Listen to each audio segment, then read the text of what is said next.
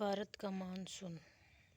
Monsoon एक अरबी भाषा का शब्द है जो मुख्यतः मौसम शब्द से बना है। मौसम शब्द से तात्पर्य है ऋतु परिवर्तन के अनुसार पवन की दिशा में परिवर्तन होना। भारत में सर्वाधिक वर्षा मानसून के द्वारा होती है। यह मानसून दो प्रकार का है: दक्षिणी पश्चिम मानसून, उत्तरी पूर्वी मानसून।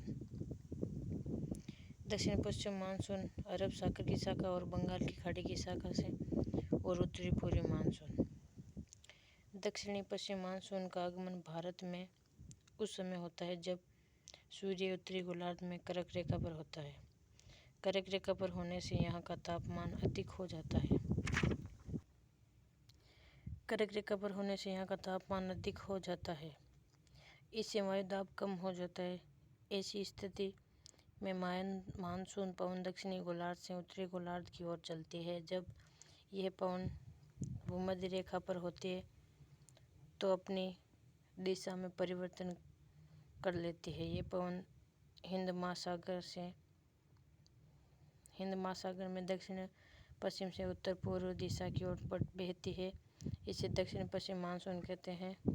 यह दक्षिण पश्चिम मानसून हिंद महासागर से जलवाष्प की मात्रा ग्रहण करके आगे बढ़ता है और आगे बढ़कर दो शाखाओं में विभक्त हो जाता है: अरब सागर की शाखा, बंगाल की खाड़ी की शाखा।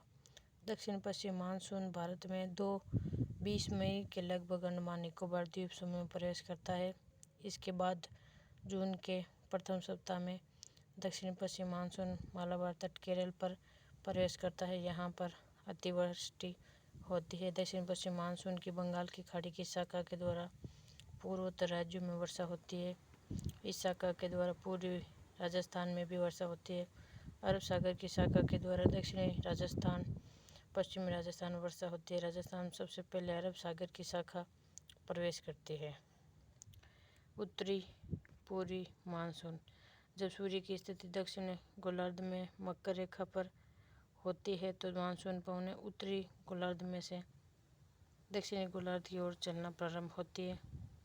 ये मानसूनी पवनें स्थलखंड से चलती है, भारत में वर्षा नहीं कर पाती। केवल